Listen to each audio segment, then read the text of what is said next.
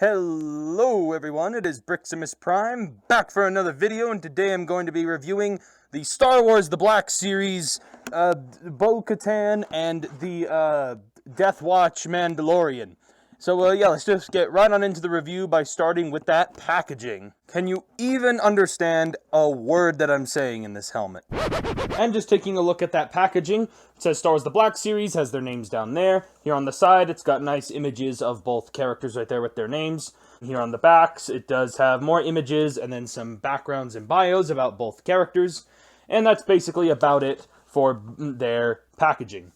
Just taking a look at the accessories for Bo-katan and the Deathwatch Mandalorian. Bo-katan has her helmet come separately, and it's a very nice looking helmet. I like the design, looks very faithful to the to the classic Bo-katan design, and it does have the little drop-down scope / sensor array right there, so very nice touch. She also comes with this very tiny jetpack, which is so tiny compared to the Deathwatch Mandalorian's jetpack. Like, the size difference here is staggering. And then Bo-katan also comes with these two pistols, which the Deathwatch Mandalorian also comes with, but it's done in a darker plastic. And then finally, the Deathwatch Mandalorian comes with this kind of like an EE3 / like Rel B V10 hybrid blaster here. Looks pretty good. So anyway, that is it for the accessories. I'm pretty sure it's obvious for the storage of the accessories that backpacks go on the backs and the guns go into the holsters. What a perfect time to talk about the falling off jetpack. For some reason on the Deathwatch Mandalorian, the jetpack connection here is not the best. It doesn't really stay on as well as I would like it to. Just a slight tap and it comes off. Where Bo-katan's is actually like nice and snug. It doesn't feel like it's gonna fall out. I just really hate how much this guy just doesn't stay in. But at least the jetpack can take these Marvel Legends Iron Man blast effects here, and that can lead to some pretty cool looking shots. And because this is a review on a female figure, I'll try not to make it too creepy as possible. And here is taking a look at Bo-katan's head sculpt, which came out pretty good, makes her look pretty, I'd say it's pretty faithful to the actress who appeared within the series. My only issue is I feel like her blank stare here looks kind of lifeless. But overall, I do think that it's a pretty good looking sculpt, and I feel like they got her hair right and everything. And obviously you can put the helmet on top of that head, and obviously this is how you'll be displaying her most of the time, so the head isn't that big of a complaint, even if it had some issues. Coming down the rest of the body here, I like the shoulder armor and these brown straps, how they're all nicely painted and sculpted. And again, there's the jetpack right there. Very nice metallic sheen going all over the figure on the armor. I really like how that came out. And you can even see some scratches and dents, like this armor has really been through some battle, like some grime and whatnot. Got all those pouches and all the belts. There's the holsters right down there. Hands look pretty good. There's that little gauntlet right there. And then coming down the hips here and onto the shins. I like the way how the shin guards look and the knee pads. And then coming around to the back of the figure, there is the back of the boots there, and then there's the knee joints, there's the gun holsters, there's the pouches, and then there's that jetpack again. So anyway, that is basically it for the Bo-katan. Going over Bo-katan's posability, her head can look up that far, though that's mostly from the helmet, not really the actual head itself. And when you do that, you can peek at the head on the bottom there, so it does get annoying.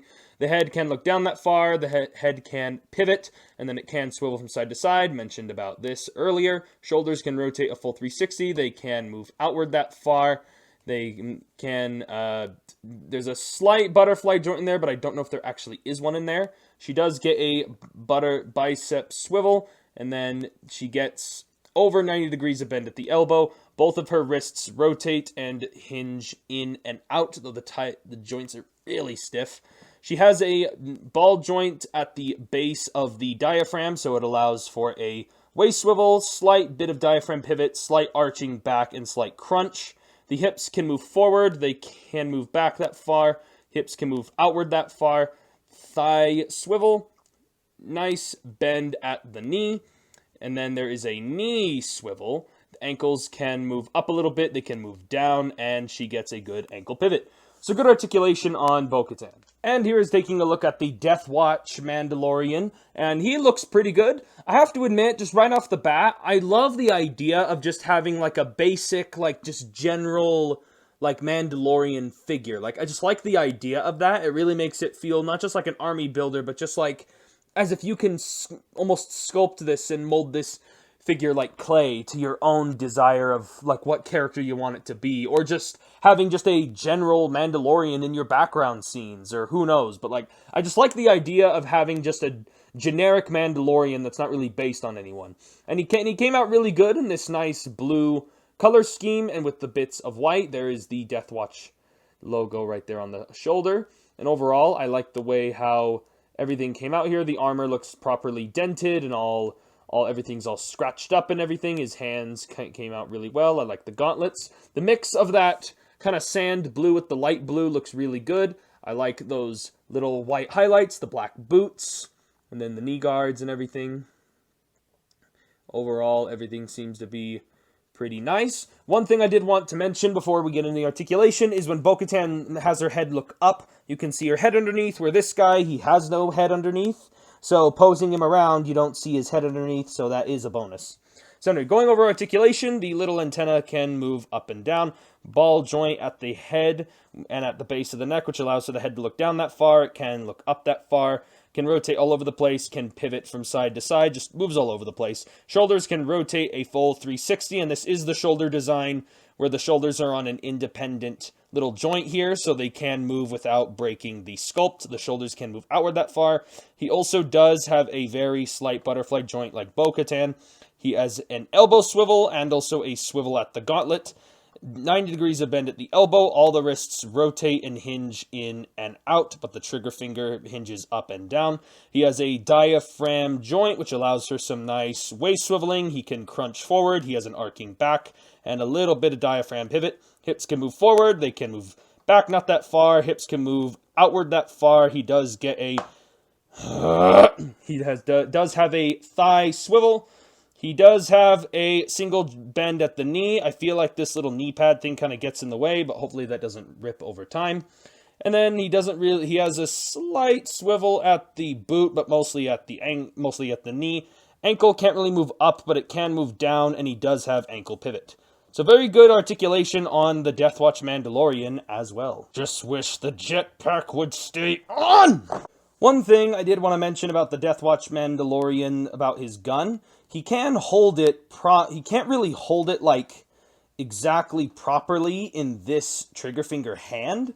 He kind of, like, holds it on this weird, like, thumb, and, like, he's not, like, actually holding it due to the way the gun is molded. So when you end up having him holding it, and he's holding it with both hands, it looks more like he's kind of casually, like he's a guard, like he's casually holding it, but it never looks like he's actually gripping his gun all that tight. Looks good on certain angles, but on other angles, it looks kind of off. I did want to mention about it. Here they are with my last Star Wars The Black Series review, the Star Wars The Black Series General Grievous and Obi-Wan Kenobi. And then here they are in comparison to me. And that is basically it for the review on the Star Wars The Black Series Bo-katan and Deathwatch Mandalorian. And yeah, I really like the both of the figures. Both of the figures are pretty good, and I haven't really found any complaints about either of these figures. The Bo-katan is starting to develop this weird issue in her left elbow, where the joint is now starting to like sever from the forearm, and like it could possibly have the forearm rip off. But so far it's not breaking, but I feel I can really see it breaking, like, if I don't handle it properly. So just let that be aware. And also, for the Deathwatch Mandalorian, I really, really wish that freaking jetpack would just stay on his back. It's really annoying that it keeps falling off constantly. It actually fell off 3 times, me trying to set up this scene, but... And other than that, I like both of the figures. If I had to give the Bo-katan a rating, I give her a solid 7 out of 10. And the Deathwatch Mandalorian, I give him a solid 8 out of 10. I only like him that little bit more just because, again, I like the idea of just having a generic Mandalorian figure that you can just, like, use to your heart's content and just... Like, it's just nice to have a plain, kind of a clean slate to use for whatever means necessary that you just need a Mandalorian for.